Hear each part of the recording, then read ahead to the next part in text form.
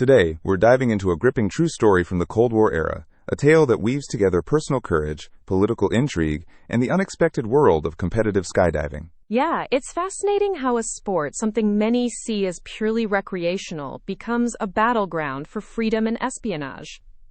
At the center is Viktor Nikolic, a Cuban skydiver whose life story reveals not just the harsh realities of life under Castro's regime, but also the complex dynamics of Cold War politics. Exactly. Nick's journey is about more than just skydiving.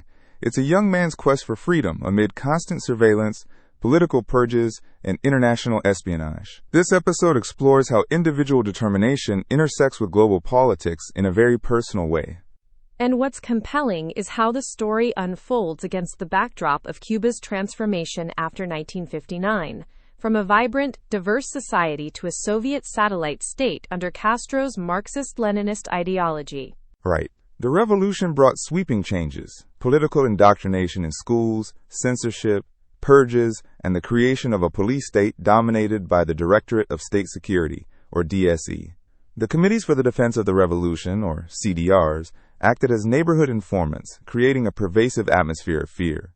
That fear, combined with propaganda, led to what some have called a collective Stockholm syndrome, where many Cubans, despite repression, remained compliant, almost hypnotized by the regime's narrative. And Cuba's role wasn't limited to internal repression. The island became a key player in international conflicts, supporting communist movements in places like Angola and Peru. The Bay of Pigs invasion and the Cuban Missile Crisis were pivotal Cold War flashpoints, shaping the environment Nick grew up in. Yet, despite the regime's propaganda portraying Cuba as a socialist paradise, the reality was starkly different. Poverty, repression, and constant surveillance defined everyday life. So, with that context, let's talk about Viktor Nikolic's early life. He was the son of an American engineer who settled in Cuba, growing up in a privileged but politically dangerous environment. His family's fortunes changed dramatically after the revolution. Their property was confiscated, businesses lost, and hope gave way to disillusionment. Nick's early education and military service were marked by clashes with the regime, culminating in a psychiatric discharge. That discharge is a fascinating detail. It wasn't just a medical issue. It reflected the regime's intolerance for dissent and nonconformity. Nick's rebellious nature made him a target. Then came skydiving, a passion, and, crucially, a potential escape route. But joining the skydiving club wasn't straightforward. It was a tightly controlled, politically charged environment, heavily subsidized by the Soviet Union. Right, and Nick had to navigate political vetting, forge documents, and lie his way through Communist Party demands. The club was a den of wolves, filled with loyalists and spies. Yet, despite the danger, Nick rose to become a top skydiver, dreaming of competing internationally as a chance to defect.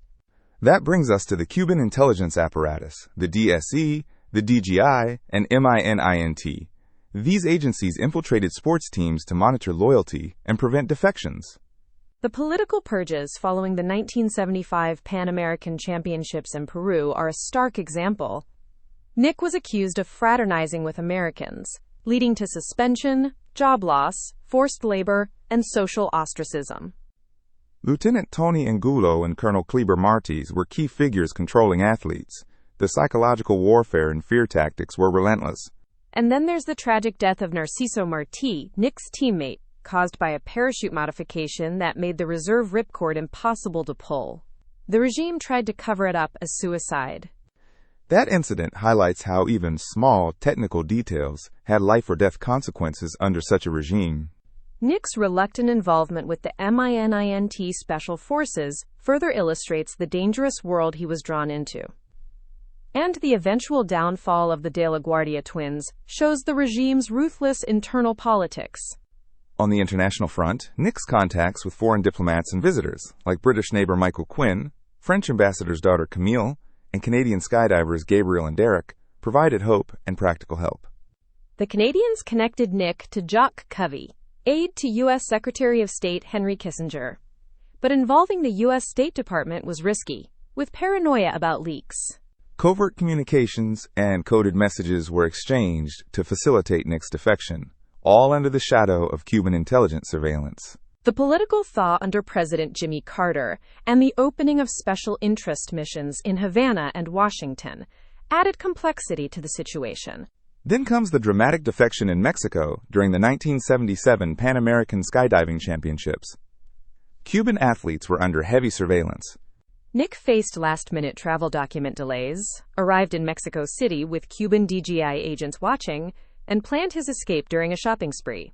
The moment he slipped away, took a taxi, and sprinted across Mexico City streets to jump the fence into the American embassy grounds is cinematic. The diplomatic complexities that followed, Mexico's initial reluctance, U.S. State Department's cautious handling, and protection by the Mexican Federal Directorate of Security show the high stakes. Meanwhile, Cuban agents launched a manhunt in Mexico, coordinating with Mexican intelligence. Nick's stay in a safe house, the tense wait, and eventual approval for travel to the U.S. marked the end of his ordeal. The aftermath was harsh. The Cuban government raided Nick's family home, confiscated belongings, and intimidated his parents, who eventually emigrated to the U.S. The defection embarrassed the Cuban regime and complicated U.S.-Cuba relations, especially during Carter's diplomatic efforts. Declassified State Department documents reveal the behind-the-scenes diplomatic communications, adding depth to the story. Nick's later life, including breaking a world skydiving record in Florida, brings the story full circle. Ultimately, this is a story about the cost of freedom, the intersection of sport and politics, and the resilience of the human spirit under oppression. It's a powerful reminder that even in the darkest times, determination and courage can carve a path to liberty. Absolutely. So, Chloe, what struck you most about Nick's story? I think the way skydiving, a sport so associated with freedom and exhilaration, became both a privilege and a prison for Nick. The den of wolves metaphor really captures that tension. Yeah, and the psychological aspect, the collective Stockholm syndrome, adds a layer of complexity. It's not just physical oppression, but a mental captivity. And the international espionage angle, the paranoia about leaks even within the U.S. State Department, shows how fraught the Cold War environment was. The defection itself is a masterclass in tension and risk. The way Nick navigated surveillance, traps, and the manhunt in Mexico City is remarkable. It also highlights the role of Mexico as a critical juncture, a place where freedom was possible but fraught with danger. And the aftermath, the raid on his family, the diplomatic fallout, reminds us that freedom often comes at a high personal cost. Indeed. It's a story that resonates beyond its Cold War context, speaking to universal themes of courage, resilience, and the quest for liberty. Well said. Thanks for unpacking this incredible story with me. Thank you. It's been a privilege to explore such a rich and complex narrative. And thank you to our listeners for joining us on this journey through history, sport, and the human spirit. Until next time.